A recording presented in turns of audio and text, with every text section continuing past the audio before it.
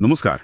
आज हम रामायण और महाभारत की कुछ कह सकते हैं अद्भुत महिलाओं की बात करने वाले हैं। जी हाँ, जिनके बारे में बातें तो बहुत होती हैं, पर शायद उनकी जो असली शक्ति है, उनका जो अंदरूनी बल है, उसे हम कई बार पूरी तरह से समझ नहीं पाते। बिल्कुल, ये सिर्फ कहानियों के पात्र नहीं है। ये तो हिम्मत की, सही समझ की और एक गजब के, जिसे कहते हैं ना, आत्मबल की मिसालें हैं। सही कहा। और इन महाकाव्यों में शक्ति के कितने अलग-अलग रूप दिखते हैं। कहीं एकदम शांत सहनशीलता है, तो कहीं अन्याय के खिलाफ एक बुलंद आवाज। हाँ, और ये देखना भी बड़ा दिलचस्प है कि कैसे इन महिलाओं ने उस समय के समाज में, जो अक्सर पुरुषों के हिसाब से चलता था, अपनी जगह बनाई। और मुश्किल हालात में भी अपने धर्म और अपने आत्मसम्मान को कैसे थामे रखा। चलिए शुरुआत करते हैं सीता जी से। कई लोग सोचते हैं कि वो बस सहन करती रहीं, पर असल में वो शांत नैतिक शक्ति का प्रतीक है ना? बिल्कुल।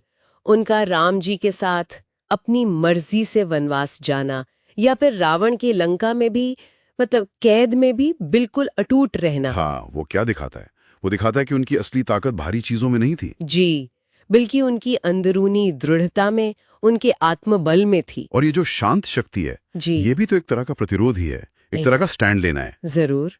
अब जैसे कैकेयी को देखिए, राम के वनवास की उनकी जिद को ज्यादातर लोग नकारात्मक ही देखते हैं। हाँ, बिल्कुल।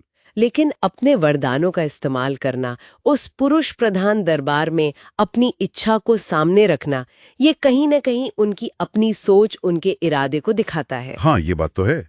हालांकि उसका नतीजा बहुत दुखद रहा। हाँ, पर ये हमें महत्वाकांक्षा और उसके क्या परिणाम हो सकते हैं, इस पर सोचने को मजबूर करता है। और मंदोदरी रावण की पत्नी थी, पर बार बार उन्होंने रावण को सही राह दिखाने की कोशिश की। बिल्कुल, समझाया कि सीता का अपहरण गलत है।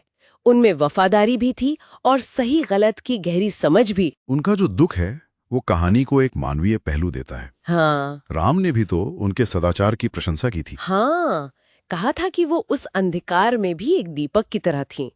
क्या कमाल की बात है। सही। इसी तरह शूर्पणखा को भी हम अनदेखा नहीं कर सकते। हाँ, राम और लक्ष्मण के सामने उनका मतलब खुलकर अपने मन की बात रखना। उस समय के हिसाब से तो ये बहुत बड़ी बात थी।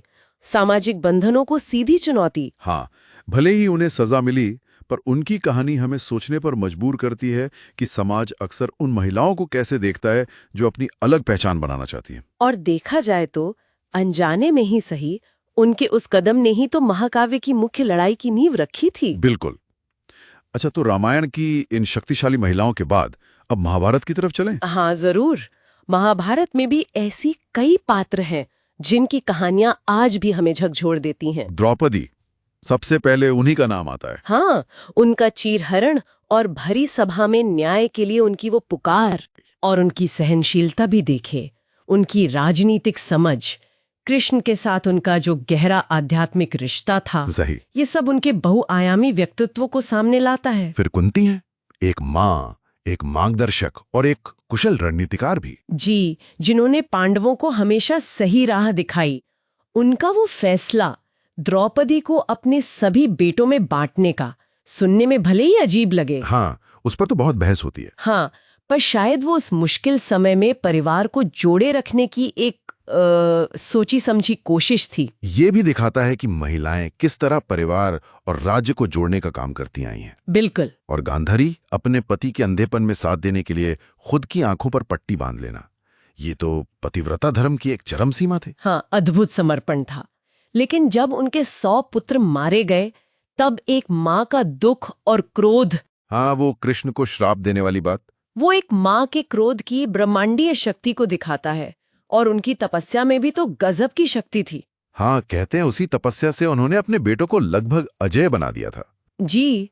और अंबा की कहानी, भीष्म से बदला लेने के लिए उनका वो संकल्प, और फिर शिखंडी के रूप में दोबारा जन्म लेना, ये दिखाता है कि दृढ़ संकल्प क्या कुछ नहीं कर सकता। हाँ, ये तो लिंग की पहचान से भी परे न्याय पाने की एक अटूट इच्छा शक्ति का प्रतीक है। और ये भी दिखाता है कि कैसे वो लोग जिन्हें समाज किनारे कर देता है, वो भी अपने लक्ष्य को पाने के रास्ते निकाल ही लेते हैं। तो कुल मिलाकर ये सभी महिलाएं शक्ति के कितने अलग अलग रंग दिखाती हैं।